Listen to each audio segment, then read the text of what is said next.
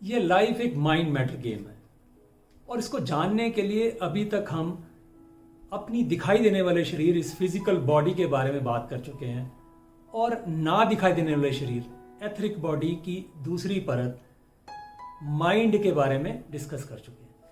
तो आज हम एक बहुत इंपॉर्टेंट, हमारे शरीर की ना दिखाई देने वाली एक परत, एनर्जी, उसके बारे में चर्चा करेंगे। तो उस डिस्कशन को शुरू करने से पहले आप प्रेजेंट में आ जाए। जैसे आपको बताया है कि इस टाइम ये वीडियो जो आप देख रहे हैं यही आपका प्रेजेंट है, और अगर इसको देखते हुए आपके दिमाग में कोई भी थॉट इसके अलावा जो कि पास्ट या फ्यूचर का होगा आए तो आपको पता चलना चाहिए, और पता चलते ही आप स्माइल करके वापस फिर इस वीडियो को देखने लगें।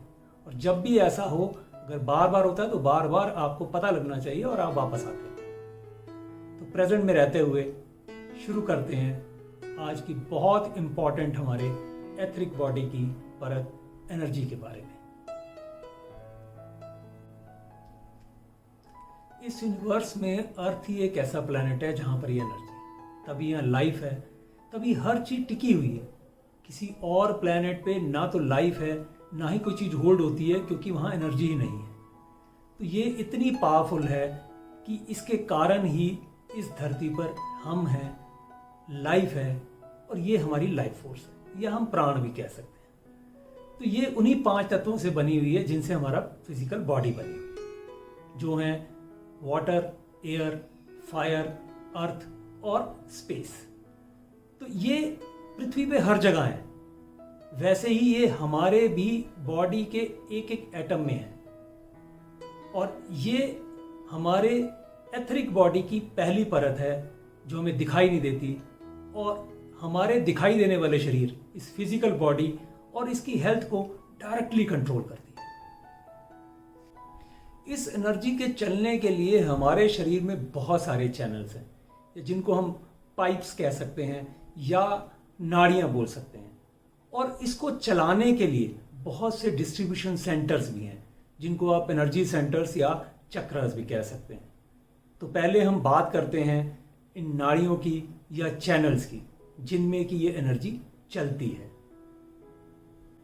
हमारे शरीर में 72,000 एनर्जी चैनल्स हैं, जिनमें से एनर्जी फ्लो करती है। ये चैनल्स चमकते हुए धागे की तरह आपस में उलझे हुए हमारे स्पाइन के बेस, जिसको टेल बोन कहते हैं, शुरू होकर सिर से पैर तक पूरे शरीर में फैले हुए हैं और डिफरेंट ऑर्गन्स के साथ कनेक्टेड है।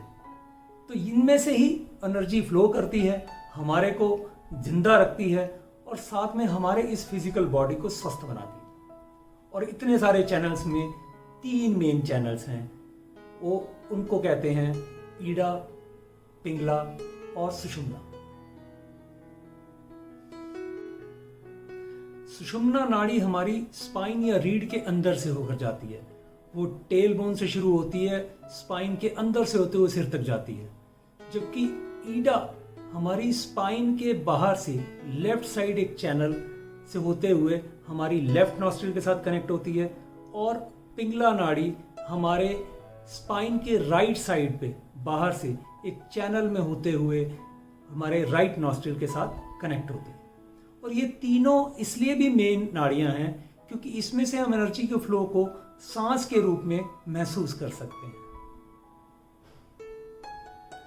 सुषुम्ना नाड़ी में से जब हमारा एनर्जी फ्लो होता है तो हम सिर्फ अपने खुद से जुड़ते हैं, लेकिन जब ईडा या पिंगला में से सांस लेते हैं तो वो हमें इस भौतिक संसार से जोड़ता है। तो जन्म से पहले जब हम माँ के पेट में होते हैं तो सुषुम्ना नाड़ी से ही हम सांस लेते हैं, तभी तो ब्लेस्ड रहते हैं।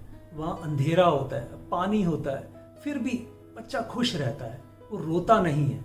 लेकिन जैसे ही वो पैदा होता है सुषुम्ना बंद हो जाती है और हम उसकी सांस ईडा और पिंगला से चलना शुरू हो जाती है। और जैसे ही चेंज होता है ये सांस का प्रकरण, उसी टाइम बच्चा रोने लगता है, क्योंकि उसे पता लगता है कि अब वो मटेरियल वर्ल्ड में आ गया है, अब उसके दुख और सुख का सफर शुरू हो गया है। वैसे तो नेचर हमारे पैदा होते ही हमारे सुषुम्ना नाड़ी की एनर्जी फ्लो को बंद कर देता, और ईडा और पिंगला को शुरू करके हमें इस संसार से जोड़ देता है।